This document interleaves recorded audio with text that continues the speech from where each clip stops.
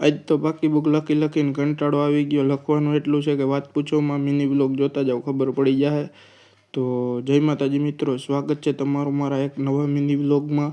આજે મારે મિત્રો બાકી બુક લખવાની છે, એટલે હું બાકી બુક લઈને લખવા બેસી ગયો. અને મારે છેલ્લો પાઠ અર્થશાસ્ત્રનો 11મો લખવાનો છે. તો ચાલો લખવાનું શરૂ કરીએ. અને તમે ચેનલ સબસ્ક્રાઈબ કરી દો. લખતા મિત્રો જોઈ લ્યો કેટલું બધું લખી નાખ્યું.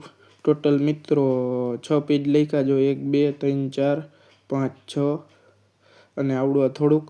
અને હવે મારે દૂધ દેવા જવું છે, એટલે બાકી બુકને સાઈડમાં મૂકી દૂધનું કેન લઈ દૂધ પહોંચાડી દઈએ. અને ઇન્સ્ટાગ્રામમાં ફોલો કરી લ્યો. દૂધ દઈને આવી ગયો અને હવે જમવા બેસવું છે.